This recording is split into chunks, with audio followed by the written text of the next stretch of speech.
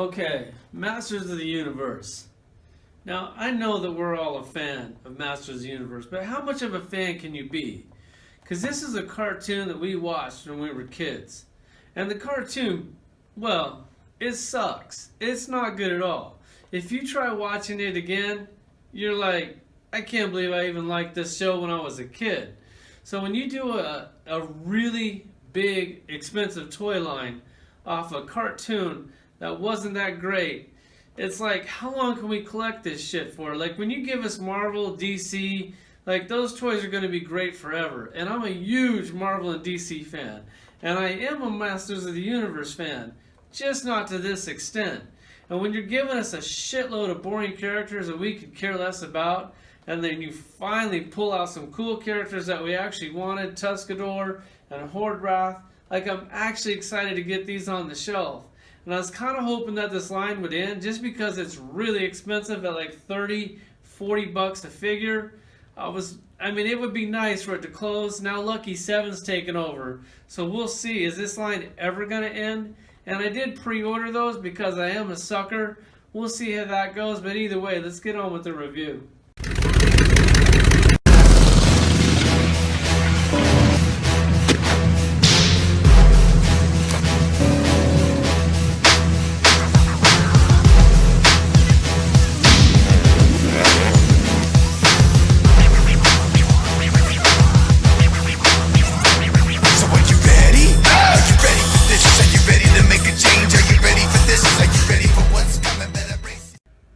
Okay, I just set them free. I got them over here for you can kind of see the size of them. The Tuskador's right about 8 inches tall.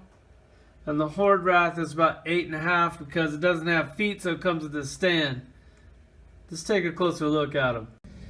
Alright, this one's going to be hard to do because these tusks, I got the big tusks in here. It also comes with this set of pussy tusks, and you can clip them on the back. Those are definitely going on the back, and these big ones are going on the front, but it's hard to give you a good angle with it with these tusks on here because it goes so close to the camera. But either way, his helmet comes off, and this is a head of a weathered man. Like, this guy must work construction or something, because this is probably what I'm going to look like in a couple years. Not to mention, he's definitely lost a few fights with the face like that. But they did a great job on that sculpt. Like, that really couldn't be much better. And then the helmet fits on. It actually kind of clicks on these little holes here. He did a really nice job with that. Hold on, if I can get it in there. Alright. Wow, that really clicked in there. So, that's not going anywhere.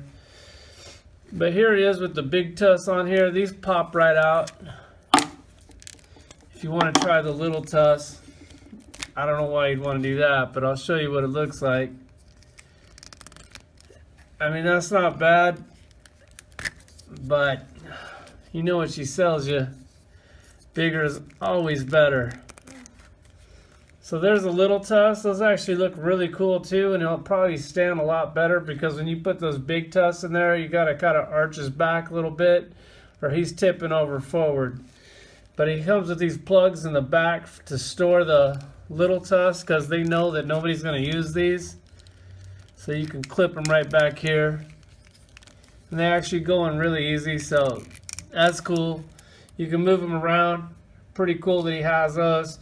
You'd actually probably need to put like a figure or a weight or something back there. Because when you put these things in, they really make them front heavy. But the look of this, you put these big tusks in here, this is a toy that's definitely going to stand out in your toy room. Like, this makes Masters of the Universe fun to collect again. When you got a toy like this, it really stands out. He comes with this blaster. He also has this holster right here. You can put it in his hand. I love holsters, so I pretty much always put them in there. But the sculpt on this toy is great. They actually did a really good job on the detail. The paint job is basically Masters of the Universe. Not a whole lot of love, but it kind of looks real animated and real cartoony, which I like it. So if they put a wash on this or dry brush, I think it'd kind of take away from the style of the toy. So I like that it's just kind of plain. Like there is a little bit of detail in the gold. It kind of looks like there's a black wash in that. But either way, it's a great toy in your line. Like, I mean, I know I'm getting a little burnt out of Masters of the Universe, but in my toy room, like when you look at that collection, I'm going to show you, like they really stand out. There's a lot of different characters. And then this Horde Wraith, they also did a great job on this thing. Let me get Tuskador out of here. These hands are like freakishly soft plastic. Like they are really soft. But the sculpt on them is great. Like they put a lot of detail in that hand. Painted the fingernails a different color. The rips on the robe. Everything is great. The stand plugs right in there. My stand was actually really hard to get in that hole. It's kind of cold in my toy room. Maybe that's why I'd probably heat it up if it won't go in. But the rips are great. On this toy, I mean, a little bit of wash might have helped it because it's just really plain. Like it's almost a little boring. Like there's no texture on the cape whatsoever. No texture on the robe. So just a little something. The articulation, I mean, it's basically Masters of the Universe articulation. Not a lot's changed. So basically, if you own one of these, they're all articulated almost exactly the same. Little ab crunch, turns at the waist. The bottom is just a dress, so that doesn't do anything. And they put a lot of attention on this, on his weapon. I love how his hand goes in the hole there. Like that's pretty cool. It's a great toy. I got a hair on mine. Let me get that off of there. But I mean, if they would have did that, like painted the eyes or just a little bit more detail on the weapon. They did a lot of different colors on it. That stands out. It's definitely, if you're collecting this line and you're burnt out, this is definitely something to get you sighted again, because these two are great toys. And you're really going to need them in your collection. If you're the guy that's kind of picking and choosing on characters, because this line got so goddamn big and expensive, these are two that you're going to want to pick up. Let me show you my collection real quick. Okay, I'm going to give you a quick walkthrough of my Masters of the Universe collection. And if I'd have known that it was going to turn out to be hundreds of action figures and thousands of dollars later, I mean, it goes all the way across my toy room. And my toy room is 22 feet long. So this Masters of the Universe collection is 22 feet. That's a lot of Masters of the Universe.